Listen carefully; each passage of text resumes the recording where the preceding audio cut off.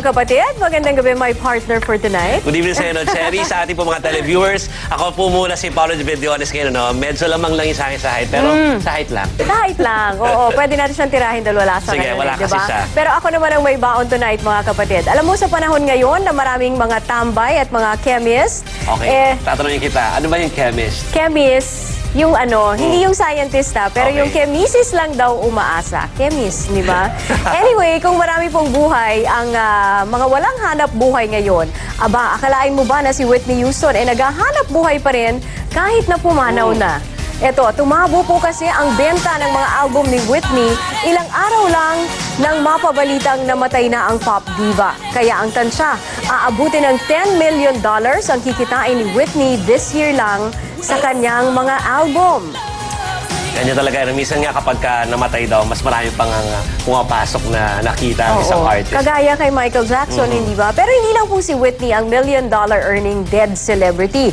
Mamaya malalaman natin kung sino-sino ang mga pinakamalalakas na kumita kahit na sumakabilang buhay na. Well, kailangan pa rin kumita. Kaya narito naman po ang ating headlines. Ngayong gabi, kongresistang nagtanong sa PS Bank tungkol sa bank account si Chief Justice Renato Corona, lumantad na. Pero signature card na bitbit niya sa bangko, napulot lang daw niya. Yung gate ko po, meron po dong naka-fold po siya na papel po. Ilan sa bank account si Corona sa PS Bank na pinabubulat-lat, isinara sa araw na siya ay ma-impeach sa Kamara. Ibang accounts, zero balance na rin. Malakas na ulan, nagdulot ng traffic at pagbaha sa Kamay Nilaan. Leyte, tinamaan din ng gatuhod na baha. 32 insurance company nang anganib ipasara dahil kulang daw sa kapital. Ang listahan na mga yan, alamin. Mga presong nag-rumble sa Bilibid kahapon, nag-face-to-face, magkasahan kaya ulit. Sa kulungan naman sa Honduras, higit 300 preso natusta ng buhay dahil sa sunog. News 5 exclusive, pinakabagong NBA sensation Jeremy Lin, nakuna ng News 5 sa uling laro sa Harvard University. Video niya nagtiteach me how to doggy, naungkat at sumisikat. You know why? Sa showbiz, Shalani Solidad, magbabalik telebisyon sa pinakabagong noontime show ng Kapatid Network. Binatilyong putol ang binti, hataw sa pagbi-breakdance.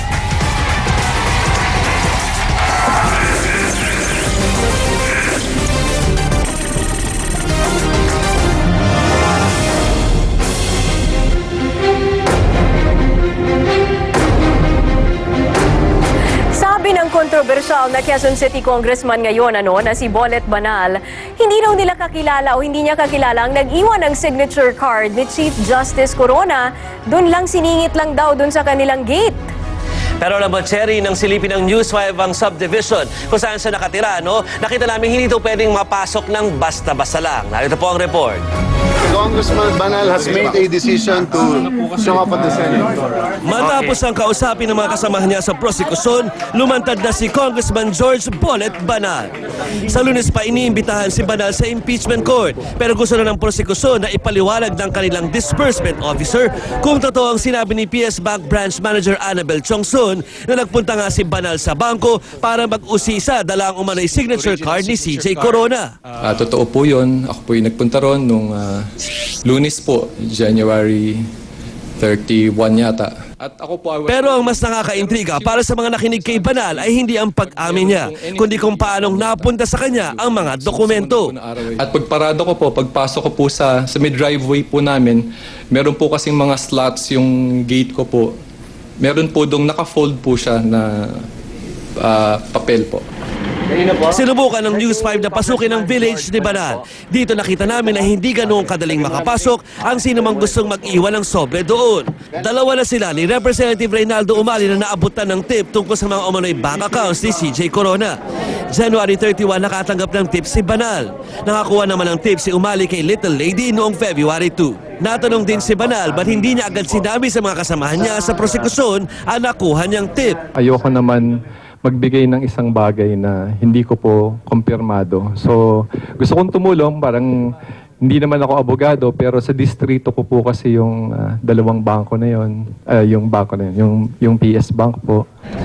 Pero ang malaking tanong ng marami, paano daw naisip ng kongresista na puntahan ang mismong bangko sa Katipunan kung saan may bank account ni Corona? Gayong sa sinasabing signature card, hindi naman nakalagay kung saang bangko ito naglagak ng pondo. Which leads exit. Coincidence o sinadya? Ito ngayon ang palaisipan matapos mabulatlat sa impeachment trial kanina na 3 bank account ni Chief Justice Corona ang isinara sa araw mismo na ma-impeach siya sa Kamara. Ikwento mo, Maricel Halili. Paulit-ulit na itinatanggi ni Chief Justice Renato Corona na wala siyang itinatagong yaman.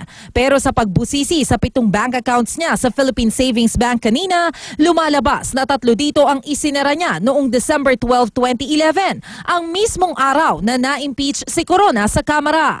Kabilang dito ang Peso Time Deposit Account na binuksan noong December 22, 2009 na may mahigit 8 milyong piso. Ang account na binuksan noong September 1, 2010 na may mahigit 7 milyon.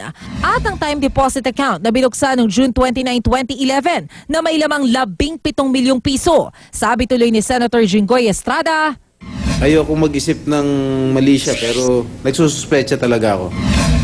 aminado naman ang kampo ng depensa, sinadyang isara ang 3 accounts nang malaman ng punong mahistrado ang impeachment case laban sa kanya. Hindi daw kasi kanya ang perang ito, kundi sa kumpanyang Basa Guidote na pag-aari ng pamilya ng kanyang asawa. The intention there was protektahan yon dahil inaamin naman sa Basa Guidote iyon Maricel Halili, News 5. Kung kailan malapit na ang summer, saka naman nabulaga ng malakas na ulan ng mga taga Metro Manila, Cherry. Pero mas grabe po ang sinapit ng isang barangay sa Leyte dahil kasi sa baha ang kanilang lugar, parang ilog na. Narito ang report. Hindi pa man sumasapit ang summer, matinding ulan ang bumuhos sa Metro Manila kanina. Ang mamang ito nga, karton na lang ang ginawang panangga sa ulan. Ang resulta, bumper to bumper tuloy ang traffic dahil ang ilang kalsada hindi madaanan. Ang batang ito naman, pinagpiestahan pa ang mala swimming pool na baha. Pero mas grabe ang sinapit ng libo-libong residente sa Barangay Liberty sa Mayorga, Leyte. Sa tindi ng baha, naging parang malawak na ilog ang lugar. Crossing, mga hanggang baywang na doon. Yung mga maliliit na bus, talagang hindi na makakadaan. May mga sasakyang tumirik sa gitna ng kalsada, kaya ang mga tambay naging tulakboy sa halagang 150 pesos kada sasakyan. Sa ibang bahagi nga ng barangay, umabot pa ng hanggang dibdib ang baha. Pero maraming residente ayaw pa ring iwanan ang kanilang mga bahay. Malapit man na ng bahay namin, no? Wala man kayo mapuntahan. Dito lang muna. Katuwiran nila, kung iiwan nila ang kanilang bahay, baka naman sila ang manakawan. Magpapatuloy kaya ang mga pag-ulan hanggang bukas? Alamin po natin ang magiging lagay ng panahon mula kay Claudine Trillo.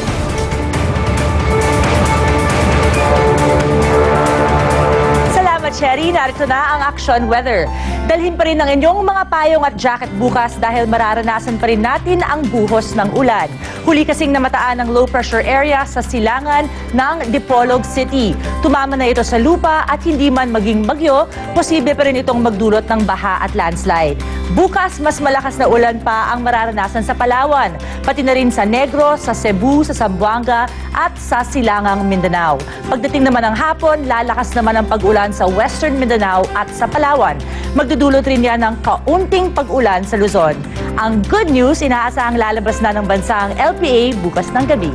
Yan ang lagay ng panahon ngayon at bukas mula rito sa News 5 Weather Center. Ako po si Claudine Trillo.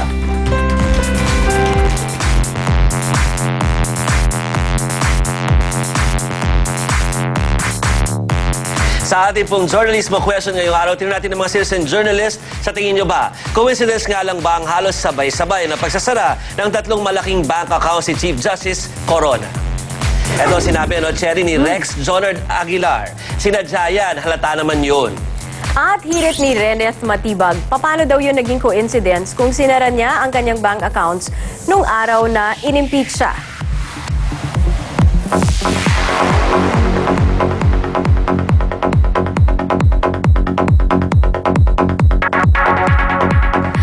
Habang nagluluksa pa rin ang buong mundo sa pagkamatay ng singer na si Whitney Houston, muli namang umarangkada ang benta ng kanyang album. 2 araw pa lang mula nang mamatay ang superstar, pumalo na agad sa 50,000 ang bumili ng kanyang greatest hits. Halos 900,000 naman ang nag-download ng Whitney Houston songs sa internet. At dahil dito, papalo ng $10 billion ang inaasahang kikitain niya ngayong taon. Hindi na tuloy malayong ma-in siya sa top earning dead celebrities ng Forbes ngayong 2012.